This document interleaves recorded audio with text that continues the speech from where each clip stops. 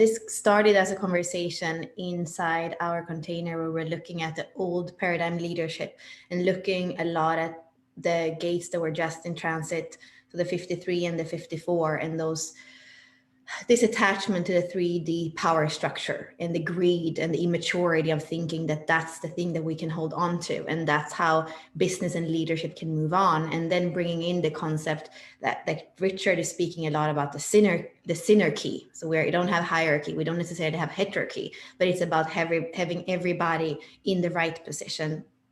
We're also speaking a lot about the new kind of leadership that goes from a 5-1 more to the 6 line, where there's a 4-6, and having spoken as well, like the difference between a 4-6 and a 6-2, there is something when the 6 line is in the body where the mind can't come in and manipulate it, that seem to be powerful. So 5-1s and 4-6s, there seem to be these beautiful alliances when we come together, and how we can support each other in speaking our truth and role model with integrity.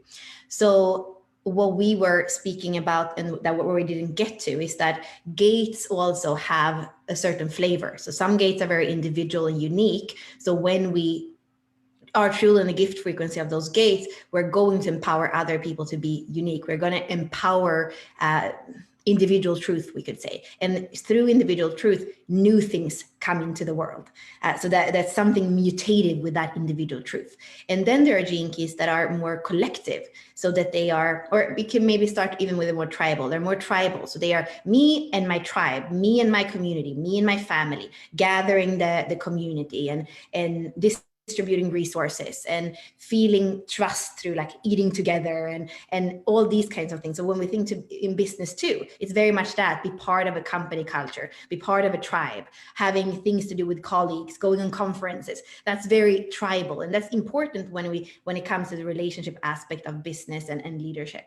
And then we have them even further out, the collective, that speaks about us as collective, about humanity, about the direction of humanity, which is more of that 6 line that sees everything and sees the whole.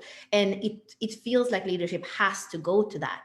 It comes from the individual that is beautiful and mutative. It comes from caring about the community, the tribe, the culture, but it also spans all the way out to speak about the 6 line view, the philanthropy, including everything, the longevity. What is this leadership going to create for the future generations? What are we preserving today that are the seeds that can grow into responsible organizations? I don't even really want to use the word businesses, but those responsible organizations that are there for the future. We know already today that there are many companies that have more, if we're going to speak about value, there's more money going around in a company than in a whole state or in a whole country. So there is something where, when that is how the apparatus is developing, that there is a responsibility, and not just as we speak about corporate social responsibility kind of as a hype or something. That's not what I'm speaking about. I'm speaking about when we come together, there is the responsibility, whether it's in a small group or in a bigger group.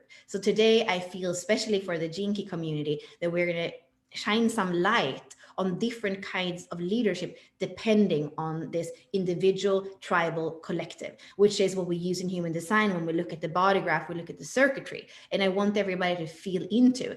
This is true for human design, but when we speak about the gene key, the 44, it is part of the tribal. When we speak about the 31, it is part of the collective.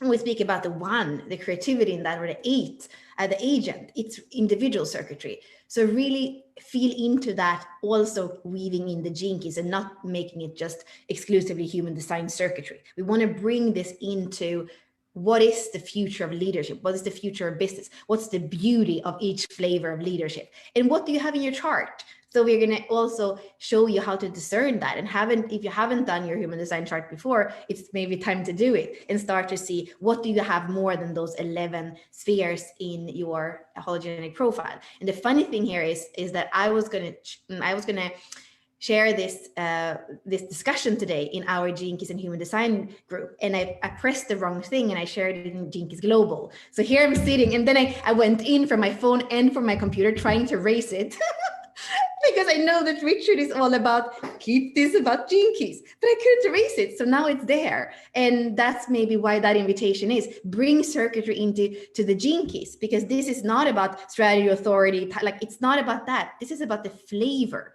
the structure of how these gates move through the world in leadership, in self-leadership, in self-empowerment, in sharing, and in moving forward together in the direction that is good for humanity.